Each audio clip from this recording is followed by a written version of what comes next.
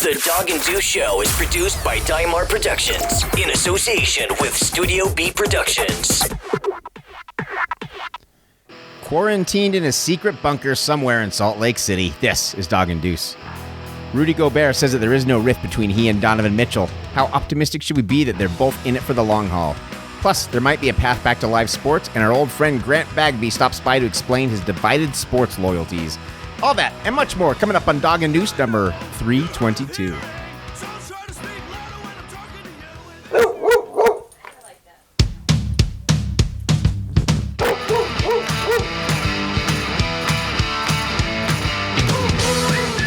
From Studio B in Salt Lake City, this is Dog and Deuce. Join the conversation at doganddeuce.com or send an email to doganddeuce@gmail.com. Welcome to episode 322 of the Dog and Deuce Show. You want to know more? We sure hope you do. Follow along with the show notes at doganddeuce.com. We would love to hear from you. Send us an email, doganddeuce@gmail.com. I'm Dog. And I'm Deuce. And this is episode 322 of Dog and Deuce. How you doing, my man? You know, hanging in there, man. Just powering through. In the honor of our... What's that? That's all you can do. Dude, right now, that's all we can do. I mean, I'm going a little stir crazy. My daughter, had her first little meltdown because they announced that school's going to be remote learning for the rest of the year. So she's a little bummed about that, but we're keeping it together, man. We're hanging in there. You know, that's my, when I say going for it, I just mean making it one day at a time, man. I don't know if this is happening to you, but every day it just seems like one big day. Like you know, when I go outside today, I had to go to the bank, go to the drive-thru of the bank, and I had to go pick up milk. And it was the greatest moment of my life. I felt like I was so happy. I come home, I'm like, I'm going to work out. This is great because I went out for 40 minutes. It's crazy, man. So I hope everyone's staying safe as usual. I hope everyone is not going crazy, not driving your family or whoever you're quarantined with too nuts. But we have a good show, an old friend of the show, not even friend of the show, but an old part of the show, actually, Grant Bagby. He ran tornbysports.com for many, many years, for almost 10 years, actually. He is actually the first person who really found us, I should say, and kind of brought us on his website. He and the Lifestyle Pod Network, basically our first, they gave us our first shots. I don't, that's for lack of a better term. So it was fun to talk to him. I called him out last week because he is both a Jazz fan and a Bulls fan, which I didn't understand how that could be, especially with all the heartbreak the Bulls have caused the Jazz over the years. So he joined us to talk about it. It was a lot of fun catching up with him. We went on for much longer than I thought, but I loved every second of it, and we'll definitely have him back on again. But first of all, this Rudy Donovan thing, I mean, it's bad that it's going on, but it's good for the show because it's really all there is to talk about right now. These guys... Oh, go ahead. It literally, the Utah Jazz is like almost one of the major parts of the NBA's story right now. Yeah. If not the only NBA story, like of any real substance that changes on a daily basis other than when they're going to play again, if they are going to play again, right? I mean, this story is like now evolving. We've sort of been wondering how long it would take.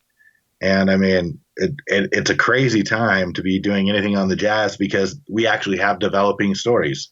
I seriously, it's not good again, but thank God. No, because it's bizarre. Who would have thought? Is my point.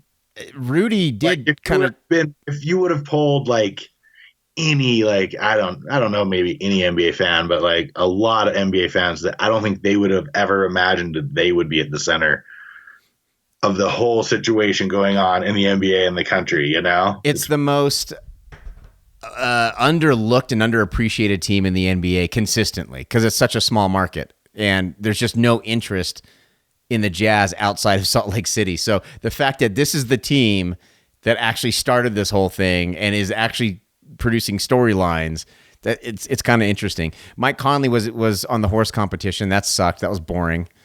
We talk a little bit about that with he won though, right? He won. That's all that matters, man. He's moving on. Oh, I'm happy for him. I'm happy for him. Let's be positive. Come on, man. I was watching the Jazz. If the game shall return, you must lift Mike Conley up. Have you watched any of the Jazz Rewind games? No.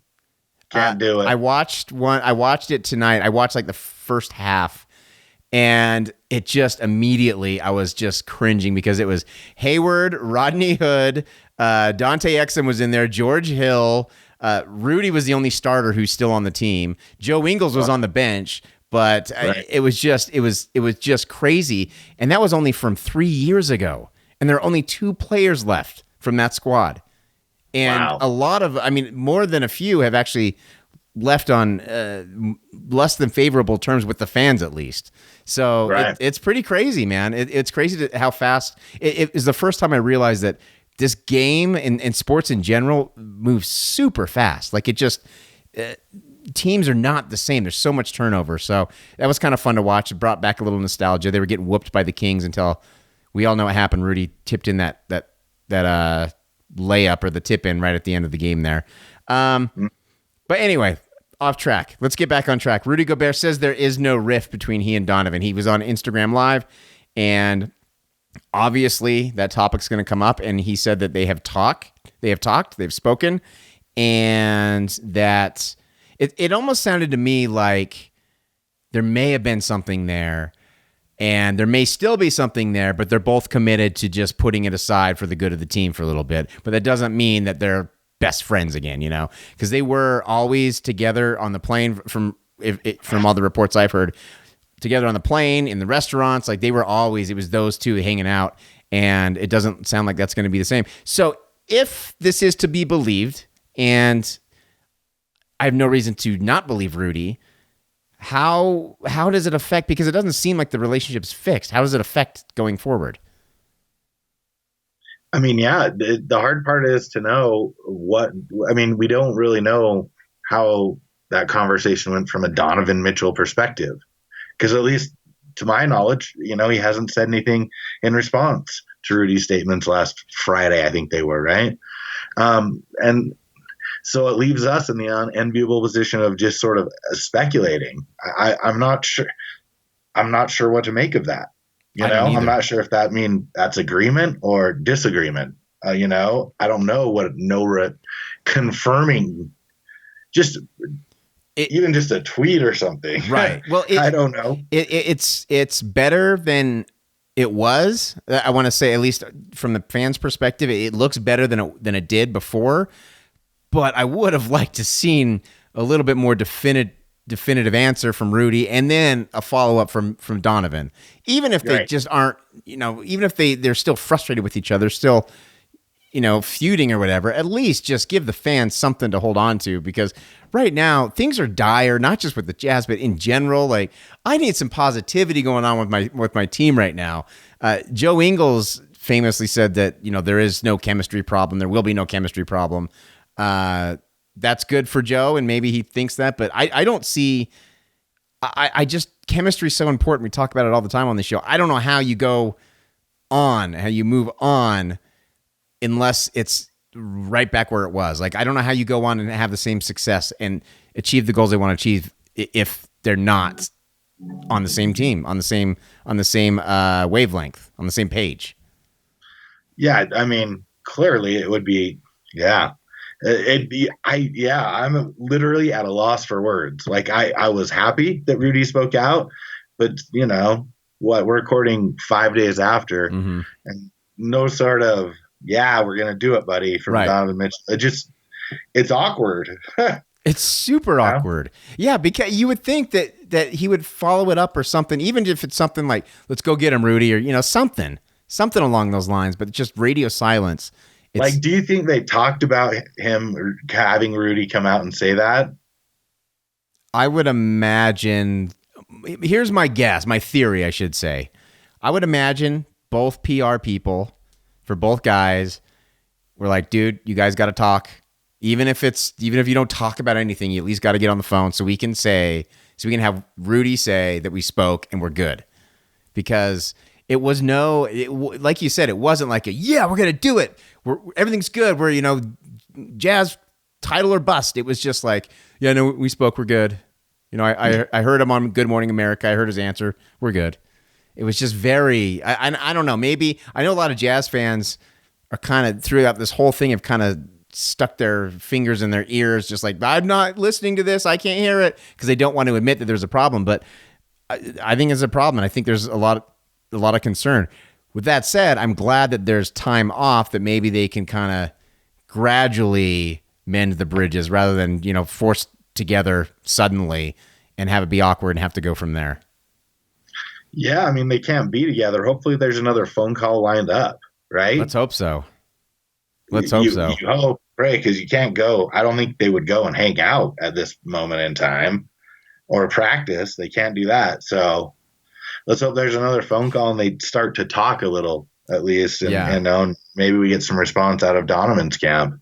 And maybe Quinn Snyder can facilitate this a little bit. I don't know what they're doing. I would imagine they're having some sort of team meetings or Zoom meetings.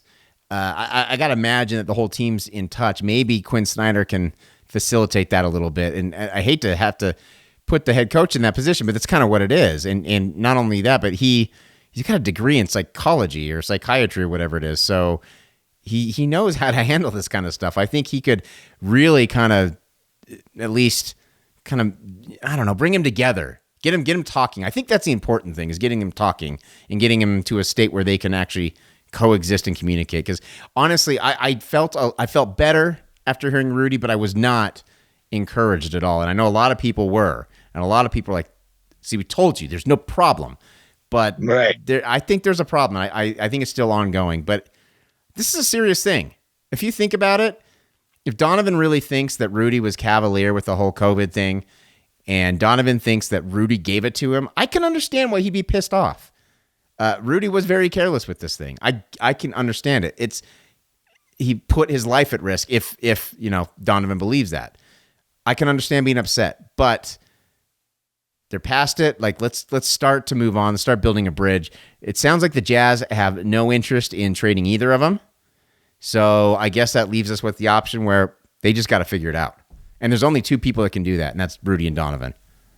Right. And I think you're right. I mean, when there comes a point in time, I think whenever that is, I don't know, where they get back together, I think Quinn Snyder will be there. And I'm sure he's talking to both of them, maybe not simultaneously, but in his individual capacity, and sort of trying to lay the framework, I would guess, right, for whenever that moment is, that there's like a sit down and a figure it out sort of, end it all, and then let's move on into the season if that occurs. I don't know when that will be. Hopefully it's in June or July or something, or whenever. But that needs to happen. It has to. It needs to happen. Well, and then if you're Joe Ingles or you're Mike Conley or anyone else on the bench or even in the starting position, how do you feel with this? I mean, the thing that's so weird is teams deal with this kind of crap all the time. The Jazz don't typically. Usually when there's a problem, they get rid of the problem very fast. Like Darren Williams was gone almost immediately as soon as there was a problem surfaced. Enes Kanter was gone. Like, the Jazz move on from these things very fast. They want to keep the chemistry good. And that's why, honestly, I think it's why they've overachieved in recent years, is because of that. And when it's your two-star players, though, like, you're building your future and your championship hopes on these two guys, what do you do? I mean, I don't know what you do. And I don't envy Justin Zanuck, and I don't envy Dennis Lindsey, who I'm certain is still involved in dealing with this situation. It's tough, man. So I hope they can get together and figure this out, because it's hard. This is hard and scary. Yeah, I mean, that's a terrible spot to be in, to try to have to work through this and not be able to get in a room.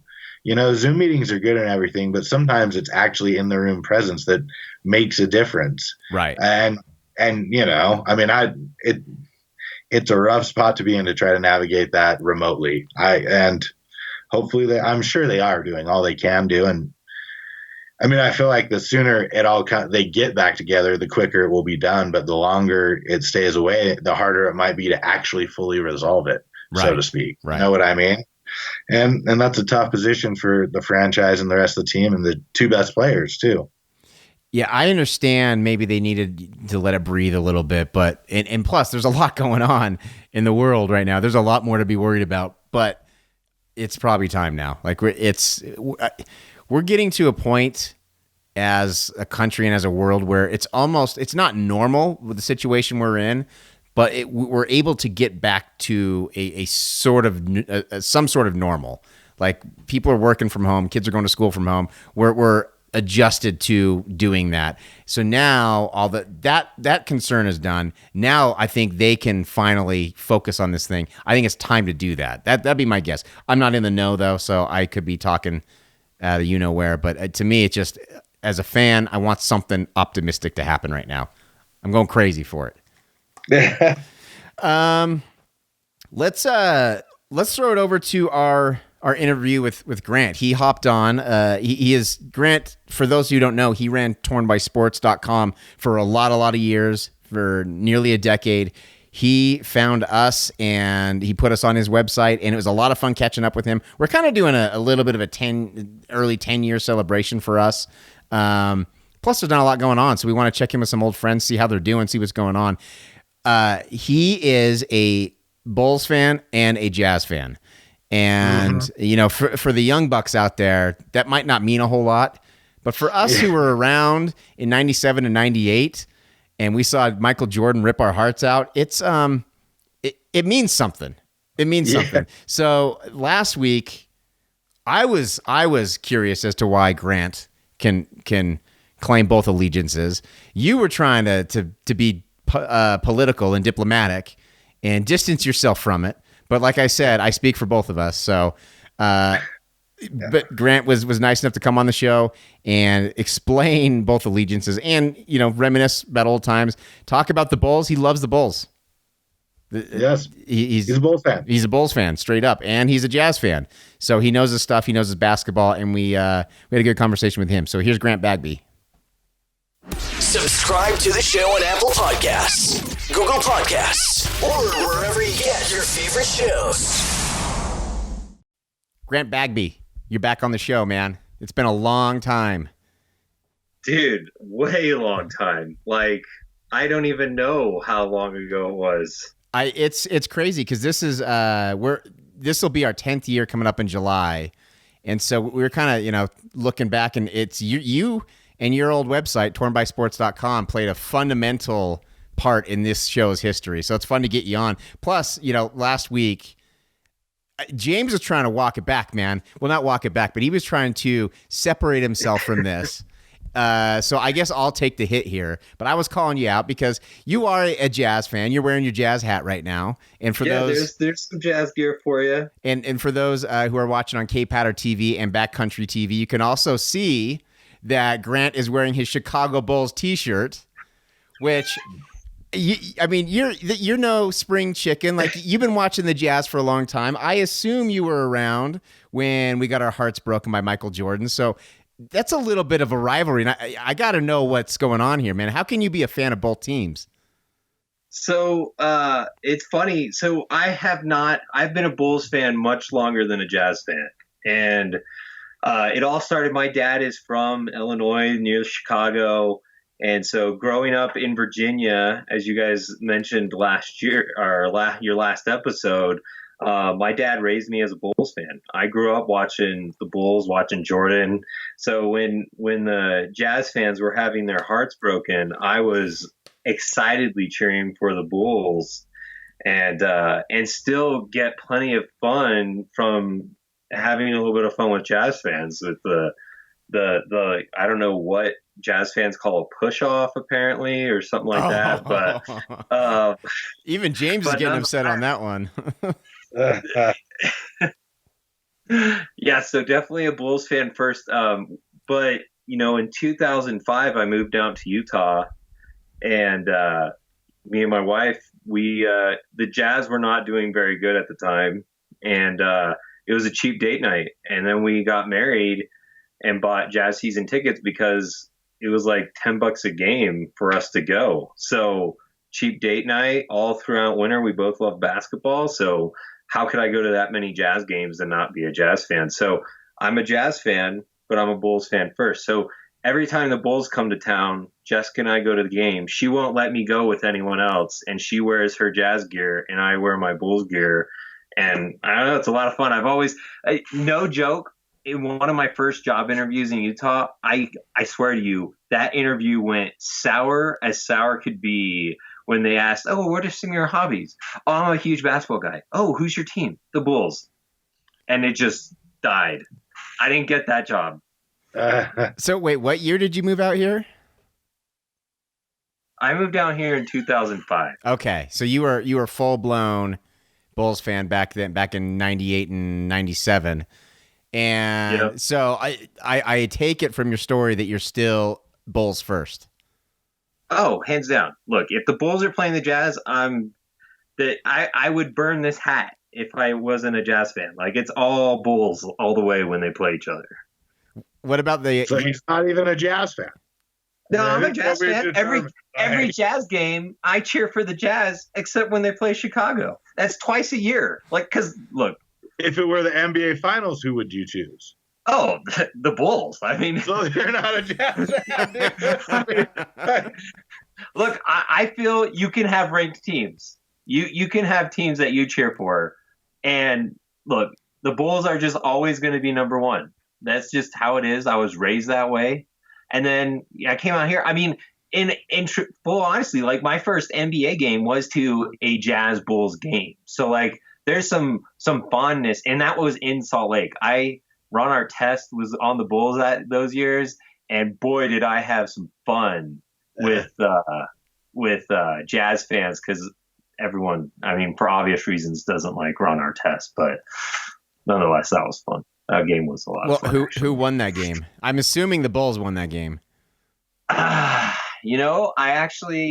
I'm pretty sure that the Bulls did win that game. Most of the games here in Utah have been won by the Bulls when I've been in attendance. I think there was only there's been 2 games, and one of them was a blowout, and I was pissed. And look, some Jazz fans really let you have it, and that's fine. That's fine. I can handle it. Another game, I can't remember. I think his name's Andres Nocioni. Missed a potential game-winning shot, and the Bulls would have won that game, and that would have been pretty awesome. But nonetheless, that's the story, man. Bulls first, also cheering for the Jazz. Well, it does break my heart that you're not a Jazz fan first. I got to give it to you though. At least you're keeping your loyalty. You're not a turncoat like James. James has the Lakers way up here, man. The Lakers are way up here, and then the Jazz are way down here. Ever since LeBron went there, and before that it was Cleveland, and then before that it was Miami. So at least you got your priorities straight. The NBA though has somewhat created that in NBA fans, because the publicity is based on the star players. So like, that's just how the NBA, I mean, honestly, kind of started with Jordan. I mean, the NBA has marketed to fans to latch on to your favorite player and just follow them throughout the league. And now even more so with how much LeBron's moved around and other players. I mean, it's hard. I mean, and then think of the identity crisis my children have. That's a good point. Think of what you're doing to your kids, Grant. My kids are walking around wearing junior Jazz jerseys, and my son's got this pretty awesome Bulls hat, and it's just like they just don't know what to do. So as of right now, I've claimed my daughters. My son's much more of a Jazz fan, as much as he likes to pretend he's a Bulls fan, which is nice. My girls are the Bulls fans. So. But Jessica's a diehard Jazz fan, right? Jazz first. Diehard. As a matter of fact, when Stockton hit the shot, right? I know my history. When Stockton hit the shot, she lived in St. George, and her family and all their neighbors apparently grabbed pots and pans, who were out like banging them together and having a huge instantaneous block party practically, celebrating the shot. So yeah, she is huge. As a matter of fact, she said to me, had I been dating her during those years, I would have had no shot at marrying her. But I did not know her. So that is a smart woman right there. That is. That's a fair point. It's a fair point. There's some things you just can't get over in a relationship, you know, and she's a patient woman for putting up with that, man. Well, I mean, you guys know me. I enjoy some smack talk. I probably would have had a little too much fun if I were in Utah at that time. Luckily, I wasn't. I was in Virginia, so. Yeah, but now it's not looking so good now, right? Like, how's Jim Boylan treating you? You're a Ute fan and a Bulls fan. You got a double dose of Jim Boylan. That sucks, man. Gosh. The worst hire Chicago. Well, never mind. John Paxson and Gar Forman made some bad hires. I mean, that's why they got fired. Like, honestly, that's why I'm like, it's not bad news right now. They finally hired a new front office guy in this Arturas Karnisovas, and hopefully Boylan's out with Gar Forman and John Paxson. I mean, dude, I will say this. The moment that hire happened with Boylan, I was on Twitter, on Facebook, on Instagram, complaining about what in the world are the Bulls doing. And then they had the whole player lockout, like they walked down to practice or whatever, like all this other stuff. And they made their leadership committee. I mean, maybe you guys don't follow the Bulls, but they made a leadership committee in the Bulls to try to help the players have a voice with Jim Boylan. I mean, it's been pure insanity. So the moment they started making front office changes, I'm very excited right now. Boylan should be gone. Maybe we can get a coach who knows the NBA, and hopefully someone who can coach what is a really young and talented team, in my opinion, in Chicago. I mean, they got a young center in Wendell Carter. I mean, look, a lot of Utah people listening, they don't want to hear me extrapolate on the Bulls and their young talent, but nonetheless, the Bulls are up and coming. They just need a coach who can actually develop some talent, and that's why I was cheering for the Jazz guy who I can't remember. Justin Zanuck. Yeah. I was cheering for Zanuck to get that job because I was like, cool, he can get the job, and then we can start just plucking from the Jazz coaching staff because they know how to develop talent. But I didn't get my wish. No, thank God. Although I don't know, Zanuck, the fact that he's out there interviewing, to me, that's a little bit of a red flag. Like, it's his first year. He's got to prove. I know he had a good offseason, but I'm still convinced that Dennis Lindsey had a hand in that. He's got to prove himself as far as I'm concerned. And the fact that he's already out there putting feelers out, it's a little worrisome to me. But how much of it was it him putting feelers out as much as it was the Bulls asked permission to interview him? And then they did the interview. And the Bulls, to me, I question how long of that search the Bulls actually did, because that was not slow paced, right? They interviewed like 3 people and then hired the new guy. So it's like, I'm not, I don't know how much he was in the running, how much Zanuck was. I mean, the thing is Zanuck was going to get this job, the GM job in Milwaukee. And then the Jazz said, oh, hold on, and moved Lindsey and created this job for Zanuck here with the Jazz. And so it's just, I mean, in reality, it's probably a matter of time before Zanuck leaves the organization anyway. I mean, that's something I think Jazz fans need to be ready for. If they're really excited about the aggressive moves, whether they were Lindsey or Zanuck or not, there's a high likelihood Zanuck's going to go at one point. Yeah, could be. How you guys holding up? No sports, nothing going on. You guys doing good? Dude, I mean, I unfortunately watched some horse, apparently.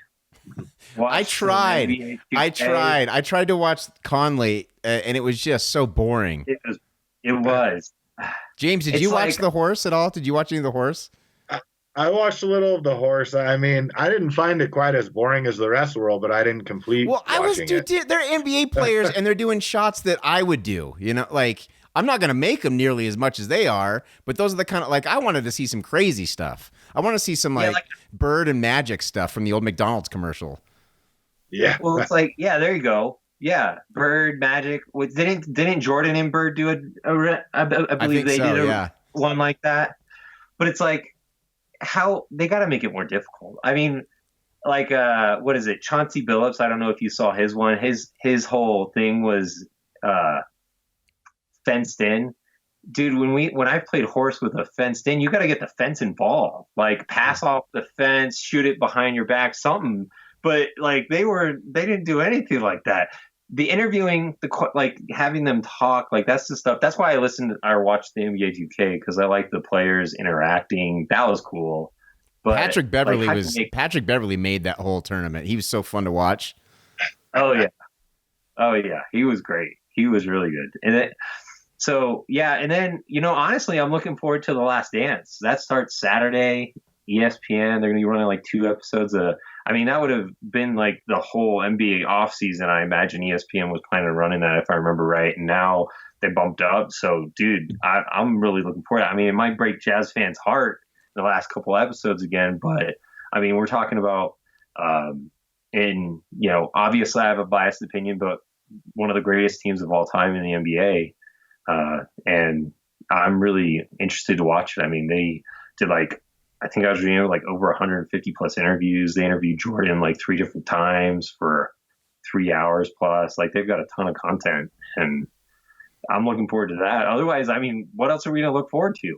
Yeah, seriously. I don't think your opinion's very biased here. They are one of the best teams ever. I mean, as much as Jazz fans hate to admit it, that's a fact. And with one of the greatest players, if not the greatest player, in Michael. So that'll be fun to watch and should be exciting. I'm actually looking forward to it. It is reopening wounds, Well, and that's the thing is, like, I hear people say it all the time, Jazz fans just need to get over it. But that's a wound that I don't know if it'll ever heal fully, because that was so brutal. And just saw it. I mean, we've talked about this so many times over the years, but just saw it happen in slow motion. I was at that game in 98.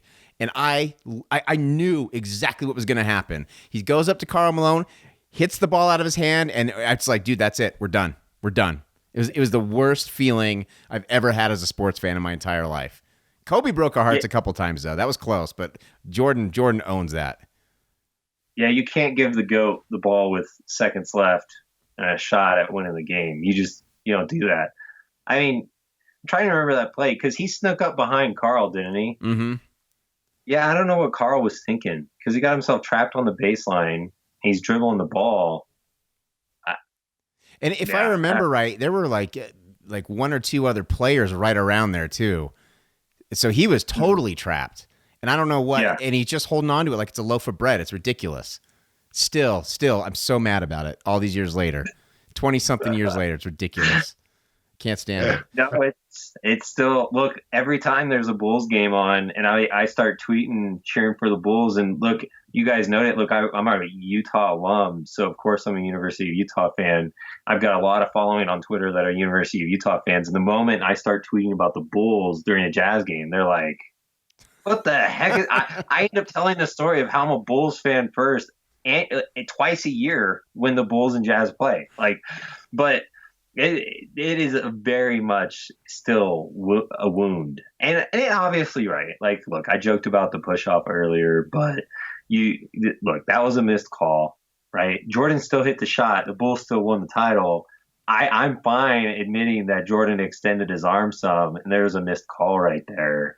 And so losing on that is where the pain, I imagine, for more long term permanent Jazz fans than myself, why that pain is still there, because who wants to get jobbed by an official, right? Yeah. The thing for me though is, it was a foul, but it's Michael Jordan. He, no matter what, even if he didn't foul, if he didn't push off, he's going to make that shot. It doesn't matter if Russell's got a hand in his face. It doesn't matter if he's triple teamed. He's Michael Jordan. He's hit that shot 1,000,000 times. He's going to score. There's no doubt. Yeah. So that's why to me it's the steal more than anything that bothers me, because you just can't give Michael Jordan the ball when the time's running out like that. You just can't. No matter what you do, don't turn it over. Just don't turn it over. Still irks me to this day. I can't. What's that? I said I can't tell. Yeah. I'll never get over it as long as I live. Very well. You're hiding it. I'm so good at hiding my emotions. For those, Grant, thanks for hopping on. But for those who don't know, Grant, way back in the day, I mean, we had nobody. We didn't know anybody really. We didn't have any listeners. We were just kind of starting out. Grant, somehow you found us and you brought us on your old website, tornbysports.com. And that was a lot of fun. It was a lot of fun working with you and all the other writers over there. Jedi and Germs, obviously, a podcast that we talk about a lot, that we love those guys. They were on there. Your Utah show was amazing. I mean, a lot of history there, and a lot of fun to work with you guys back in the day. So I don't even know how you found us, because no one, like, we were begging people to listen back then, and we couldn't get anybody until we got on the front page of iTunes. I'm trying to remember, because dude, that was a long time ago. Like, you guys are saying it's going to be 10 years come July or something. I don't know if you guys were in it maybe a year. I don't think so. I don't even think we were a year into it. Yeah, and I stumbled upon your show somehow, and I know I reached out. I mean, you guys were in the forefront, right? Podcasting was not big. I mean, it was starting to grow. It was nowhere near where it is today. And, I saw it as an avenue that Torn by Sports needed to go down, and you guys were there. I found you somehow and reached out, and it was a great partnership. And it was my first foray into podcasting. I had no idea what we were doing. I mean, I just knew we needed to go down the route, and I didn't know how to run the route. I just knew that was the route. So, but yeah, I mean, I remember long nights talking with you guys, trying to figure everything out. And, honestly, Jessica probably, remembers those nights a little bit more bitterly than I do, but, Jessica's my wife, for those who don't know me. But, yeah, it's crazy. I mean, it's a long time ago. I mean, we had Jedi and Germs. We had, Utah, which you referenced to. We had Sports Bros, which was our BYU podcast. We had RSL podcast at one point. I mean, it's like, I kind of, figured out how to do it with you guys, unfortunately, for what pain you guys went through. And with that, I think we had at 1.8 podcasts going on Torn by Sports, covering all kinds of different sports, and we had writers covering all of Utah. I mean, it's funny. I think people don't realize how much work goes into covering sports, doing podcasting, doing writing like that. It's a lot of work. I remember watching up all. I mean, obviously, as you mentioned, former website Torn by Sports is no more right now, just because life changes and it's not my time to do that anymore. But people never realize how much work it is until they get into it or try to do it. And then they're like, man, I didn't realize. And it's like, they start off strong. They'll go for like 2 or 3 weeks, and then all of a sudden, gone. Yeah. Because they just don't realize it. So kudos to you guys. I mean, you're still going strong. It's awesome. I still enjoy listening to the show. I love supporting guys that have been around as long as, you guys have been. And, Salt City Hoops, I work with Spencer Hall, who's the OG over there, and see him a lot. And it's kind of fun to reminisce, us old school bloggers and early school podcasters, Well, I remember, I mean, you gave us a real shot in the arm, because first of all, it's when you start out, especially back then, and no one, I mean, it was the time where you still had to explain what a podcast was to people. And like, it just felt like we were talking out into the void sometimes. And then when you found us, that felt good, obviously. And then I remember you hooked us up with some media credentials up at the U. And so we would go up to the press conferences there and see Kyle Whittingham and all the players talk. And it was just like, it reinvigorated at least my love for it. And honestly, it definitely propelled us a lot further. So we appreciate everything you've done for us. And it's good to still have that relationship, man. I'm glad to finally hear this Bulls story. Yeah, man. I mean, look, I'm still following it all. I'm happy to we can go down story time anytime, but I still follow it all. I can talk sports for hours on almost anything, and sometimes I'll sound like an idiot, and other times I'll know exactly what I'm talking about. But it's still fun, It's always fun, man. Well, dude, thanks for hopping on with us. We'll get you back on more often, dude, because it's been way too many years. Yeah, for sure. Sweet, dude. Definitely, especially if we get a college football season, which heaven help us, let there be a college football season, and get some college. Once we get back to college sports, man, I need some. My March Madness was ripped from me. I know. It was right there too. It was right there. We had some conference tournaments, and then it's just gone. So pissed. It's horrible. And then the and NBA. And it's been a while. I take the first weekend, like the whole week off from work. That is my Super Bowl. Yep. That is when I am in like Jessica hates it because I don't leave the couch. Like I literally just use Dish Network, PIP. I can watch every single game. Don't leave the couch. It's awesome. But yeah, no, once we get back some sports, I'd love to come on. We can talk and heck, talk some Bulls. Bore some of your Jazz fans to death.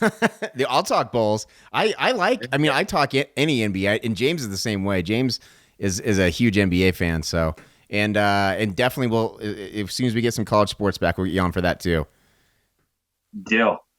It's good talking to you guys. Hey, Grant, thanks for coming on, man. Always good to see you. Join the conversation on Twitter. Find us at Dog and Deuce and give us your take. It's good to have Grant back. It's been Grant's Grant, man. He's been around for a long time. Always great talking to him. And it's fun because when we started talking to him, it just felt like old days. Like we fell right back into it, you know? Absolutely. Good time. And the other thing that was nice being on his website is he would feed us guests because he had all the writers and later on he had podcasters, but early on it was just the writers. And so they would come on the show all the time. It was nice, man. It helped us out a lot because we didn't know what we were doing back then. Right. Back in the day. We still don't know what we're doing, but back then it was even worse. Hey, you just get better at acting. Well, exactly. Well, and then of course we kind of figure it out a little bit, and then we have to do remote podcasting. So that's a whole other challenge that we got to figure out. And we're not technical people, but we're conquering it. James. So there is one more story I want to talk about a little bit, and it is maybe how we can get back to live sports. Now, I don't know what the timeline is on this, but Dr. Anthony Fauci, and what would you call him? Like the country's virologist? Pretty much. I mean, he's basically the guy who knows more about COVID and the coronavirus than anybody, and he knows what these diseases do. He actually thinks that there might be a path back to live sports, and that path would be no fans in the stands. Now, this makes me think, and I know he thinks it could work with the baseball situation that we talked about last week. And I got a little upset by this idea because you're still putting a lot of people at risk, I think, if you do this. Again, if you weren't there, basically baseball is floating the idea of maybe doing like a spring training type of thing where everyone plays in Arizona, and they would totally rearrange the leagues. So you'd be playing different, which I don't know how I feel about that. How do you feel about the idea that they might rearrange the divisions in the leagues? You know, I mean, I guess they got to do it. I don't know. But why? What's the point? I don't get it. Maybe to try to keep a, separation for a while. But to me, if you're going to do that, I would think you'd want to build up those rivalries as much as possible. Yeah. To get people interested. But anyway, I wasn't real happy with that because even if they do that and there are no fans, you still have, I can't remember how many people, we did the math, but you have 30 teams and 25 people on a team, and those are just the players. And then you also have coaching staffs and you have media and all that stuff who are all interacting very closely. They're all sharing a baseball. Plus they're staying at these hotels and they're in the city. So to me, I don't understand. I don't get it, but I don't know anything. And Dr. Fauci knows a hell of a lot more than I do. And he says that it could be something that they could explore. I don't know when you saw this, what your reaction was. To me, I'm curious. I'm curious to know what exactly he's thinking. I think it's not for still. I think it's still at the end of May, isn't it? Is that? Yeah, so it'd be later on for sure. Yeah, so I think it's in June, and I think that gives him enough leeway if something gets bad somewhere. You got to go with it. But the real question is, will you have buy-in by the players? I mean, they won't be able to leave. And it seems to me that it's a little divided with the players from what I've read. Yeah, I mean, whatever league you are, to get them to do this, they're going to have to be essentially quarantined. I would think, away from their family during the whole process. It's a pretty big ask, if in all honesty. And I know people are going to say, well, NBA players travel a lot and they're gone a lot. That's true, absolutely, but not during a pandemic. Right. You know what I Right. mean? Exactly. Like, and so it's hard to know. I mean, I don't know if they can make them play. Can they? I can't imagine they could make him play. I don't know I don't know. I don't if know how the CBA works well enough in any of those leagues to comment. But I mean, it's going to be interesting to see how it plays out if they actually get the high sign sometime in June and how people react to that. So Clayton Kershaw said, quote, I'm not going to be away from my family, not see them for 4.5 months. Cooper, his 3-month-old son, changes so much in 1 week. So to miss 4 months of his life right now, I'm just not going to do it. And Right. I get it. And I mean, you're a father. I'm a father. I totally agree. And he finished up with saying, there's a lot of things to figure out before I go quarantine myself with my team for 4 months. I totally agree. I think it's premature. As much as I miss sports, and I miss it, man, like bad. It's killing me. I just don't think it's worth it. I don't at all think it's worth it. And especially for these people who have families, it's not ideal. I mean, you're a father. Would you want to be away for 4 months? I mean, let's say you were a baseball player and you're making the kind of money that these guys are making. Would you do it? I mean, the only way I think it depends who you are. If True. I'm Clayton Kershaw and I've made a grip of cash, I can afford to do this. Right. If I'm like the 25th player on trying to make a roster and I don't know, that might change your calculation. But I don't, I can't argue with either side if they tell you it's safe. I mean, but it will be interesting to see how this develops, where leagues are saying we're trying to do this and how players feel about it. I mean, what is the NBA if like LeBron James says he's not coming back whenever they say? Right. Well, I mean, it's not even really the league. He's one of the top 4 players in the league on the best team in the West. Like, see, I think you could probably get away with LeBron James not being there. It would not be ideal for the NBA, but if it was LeBron James and Kevin Durant and Steph Curry, like if a couple of these big players weren't going, I think people would watch because we've been starved for it for so long, but I think people would complain about it, and rightfully so. I get it. Right. But I think, I don't know, man. To me, it's just really tough. And LeBron James, I mean, before this really went crazy, he said he wouldn't play with no crowds at all. Right. And right. I would imagine his tone has changed a little bit. But if I'm LeBron James and I have all the money that I will ever want and my children will ever want and my grandchildren could ever want, there's no way I'm doing this. Like if NBA suggested this, there's no way. Absolutely not. I mean, even just not only just being away from your family, but the risk of being sick alone. That's why we're doing this. Like that's why we're doing social distancing, is to prevent people being close together so you don't get infected. Right. Am I crazy? No, you're not. I'm not Anthony Fauci, and that guy is smarter than I will ever be. And he's more, he knows what he's talking about. But to me, maybe he thinks that the risk of this thing hanging around this bad until then is not very high. I don't know. But to me, and we talked about it last week, I'm waiting, man. Like once we get the okay, I'm waiting. I'm not going to run out immediately. I'm going to be weary of going to games. I'm going to be weary of going, places that I enjoy going. It doesn't matter how much I miss it. It's a safety thing. And I want to protect my family too. I don't know. Right. To me, it's just iffy. I just haven't seen a model where I totally agree with. Well, and I mean, I don't know, in the baseball model, and I don't know if you saw this, the whole league the whole league is giving their blood for antibody tests because, I mean, baseball is one of the more international games that we have. They have players from all over the world, who play in Major League Baseball, whether it's from Canada or Dominican or Honduras. I mean, they're from a lot of parts of the world. And they're all giving their blood to do the antibody test. So I'm wondering, I mean, if there's a whole bunch of things in play here if you read between the lines. Like, they're the only league who's doing it, and they're all doing it. That's a good point.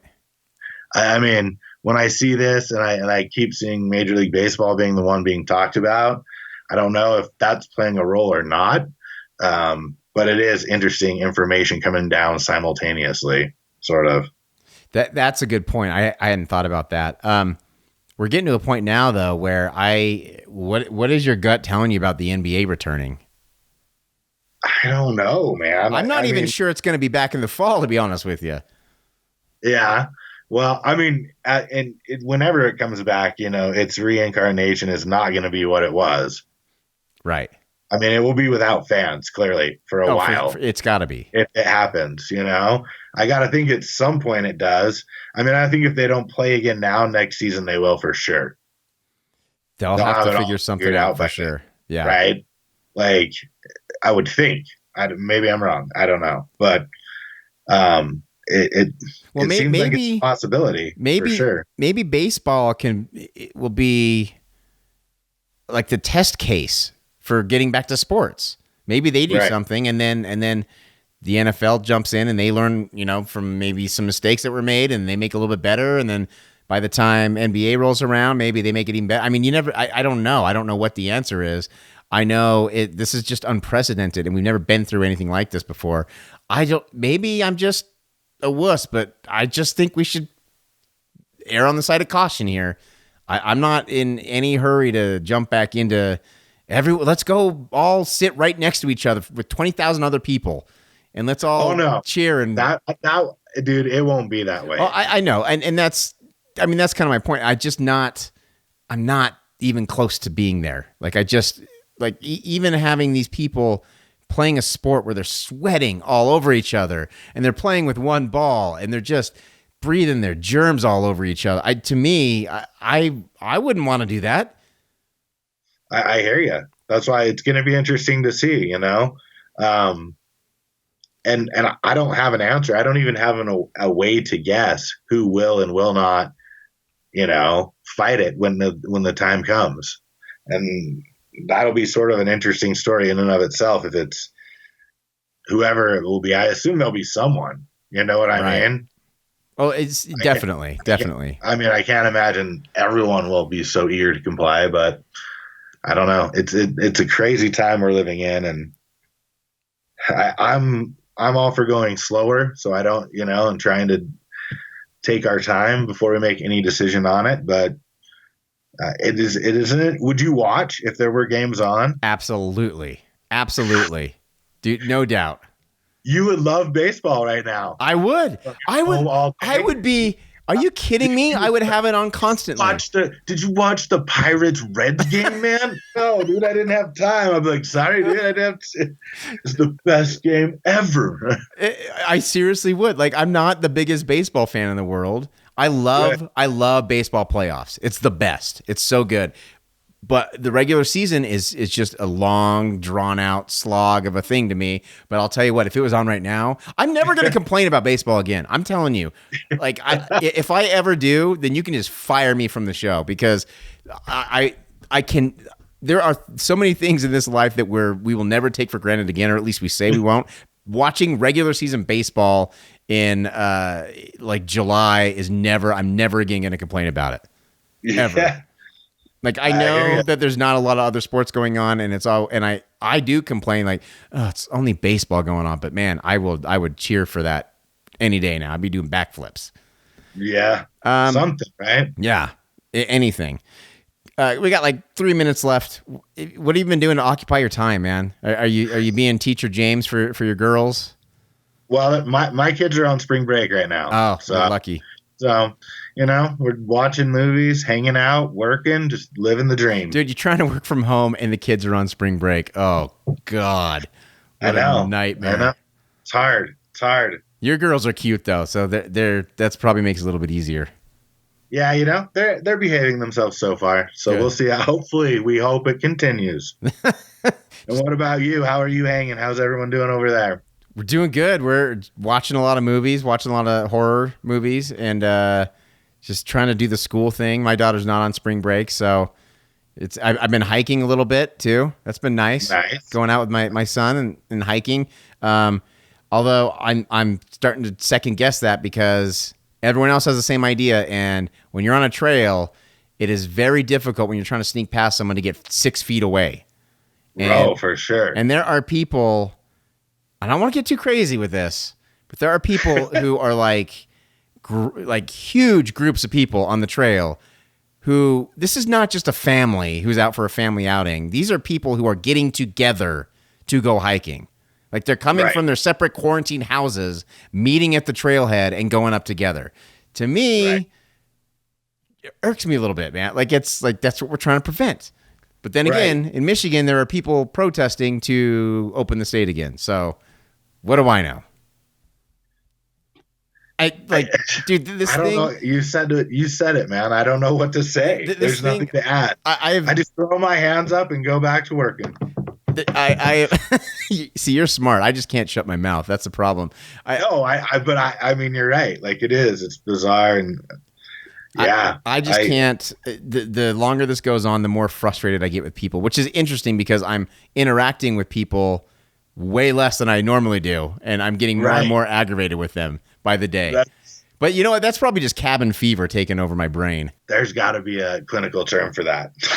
There has to be. I'm frustrated, but I'm seeing less people. Right. How funny is that? Well, and I do think because I'm getting cabin fever. What does that mean? Because I totally agree with you. I totally agree, but it's just funny. Like, what is that? Is it because everyone's just getting more frustrated in general because we're cooped up and we can't do anything?